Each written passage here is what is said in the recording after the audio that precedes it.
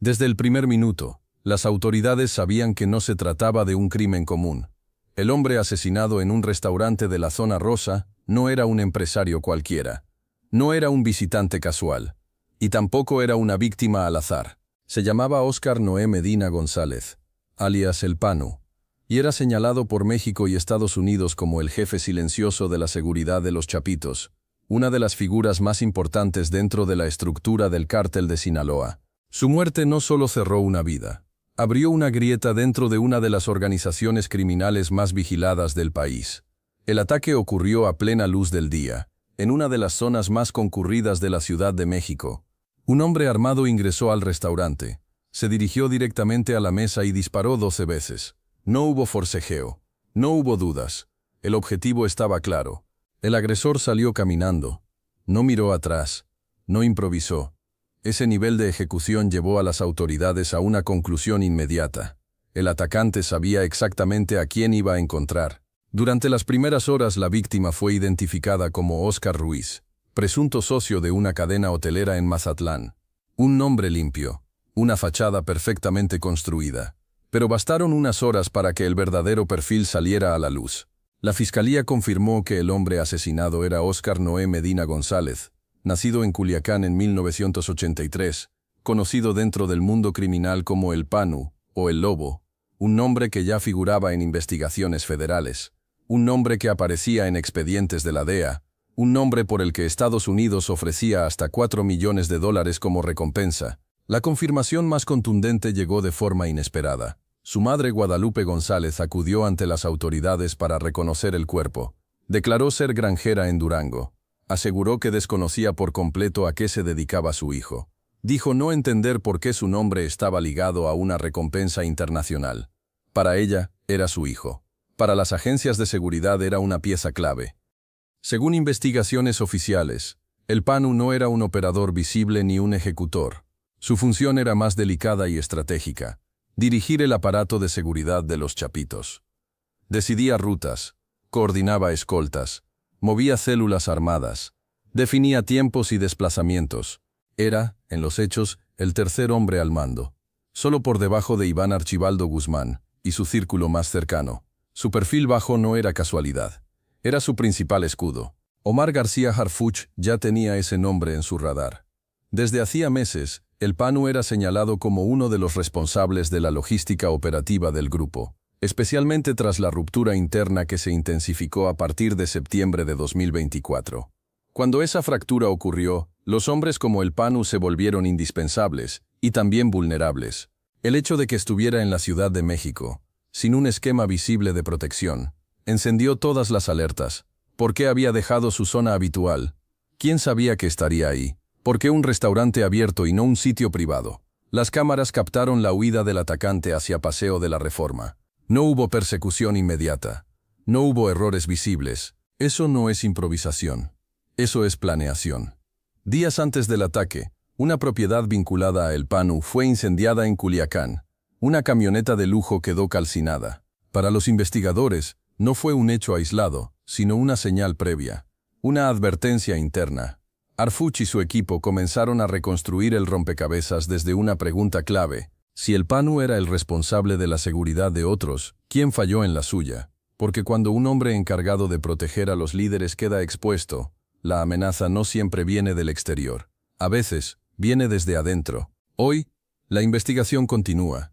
No solo para identificar al atacante, sino para entender qué reacomodo interno permitió que una figura tan protegida quedara al alcance de una sola persona. La muerte de El Panu no es solo un caso más, es una señal de que el equilibrio interno cambió y de que alguien decidió que su tiempo había terminado. Porque en ese mundo cuando cae el guardián, no es por error, es por decisión. A partir de ese momento la investigación tomó un giro distinto. Ya no se trataba solo de identificar al autor material, ni de reconstruir una secuencia aislada. Se trataba de entender qué tan profundo había sido el reacomodo interno que permitió que una figura como El Panu quedara expuesta en una ciudad distinta a su zona natural de operación. Para Omar García Harfuch, el dato más relevante no fue el lugar ni la hora. Fue el silencio previo. Durante días no hubo señales públicas de protección reforzada, ni desplazamientos visibles, ni escoltas reconocibles. Para un hombre que controlaba esquemas de seguridad ajenos, esa ausencia era demasiado evidente. Las autoridades sabían que el PANU llevaba años operando con un perfil casi invisible. En Mazatlán, su nombre se asociaba a inversiones hoteleras, reuniones empresariales y proyectos inmobiliarios. Era la máscara perfecta. Pero detrás de esa fachada, se encontraba el encargado de coordinar la defensa cotidiana de los chapitos, pieza central en una estructura que no podía permitirse errores. Por eso, cuando se confirmó que llevaba apenas 2 días en la Ciudad de México, la pregunta fue inevitable. ¿Quién sabía que estaría ahí?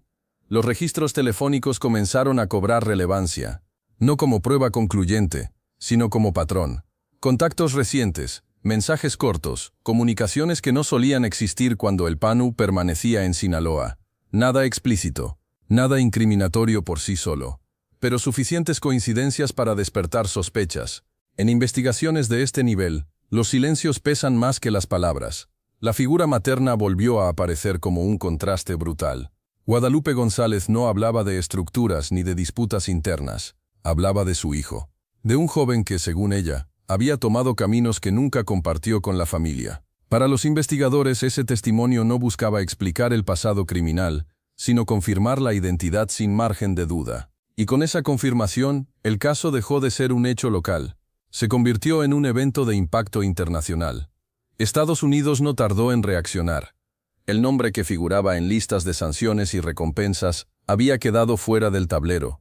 Pero lejos de cerrar un ciclo, su caída abría una nueva etapa de inestabilidad interna. Harfuch tenía claro algo. Cuando una organización pierde a su jefe de seguridad, no solo pierde protección, pierde control, coordinación y confianza. Y eso genera 2 efectos inmediatos: vacíos de poder y ajustes silenciosos. Las semanas posteriores al hecho confirmaron esa hipótesis. Movimientos atípicos en zonas estratégicas, cambios de rutas, repliegues no anunciados. No eran respuestas públicas. Eran ajustes internos, casi imperceptibles, para quien no sabe dónde mirar.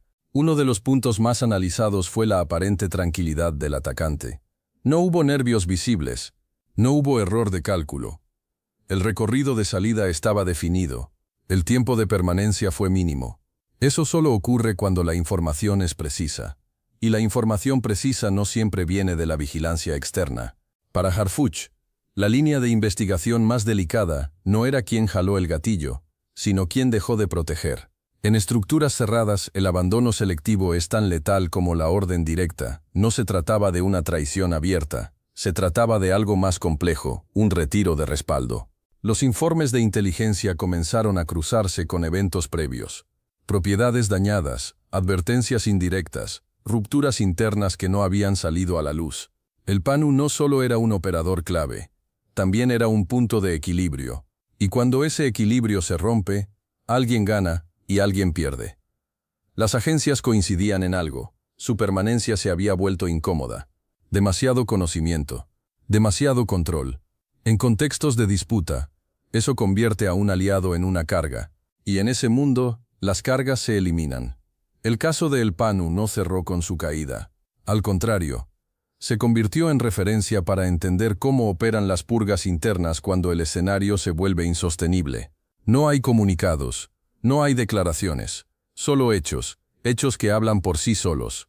Harfuch nunca habló de traición en público, nunca señaló nombres, nunca adelantó conclusiones, pero su equipo entendía el mensaje. Había que observar los movimientos posteriores. Porque cuando una pieza tan importante cae sin resistencia visible, el verdadero cambio ocurre después.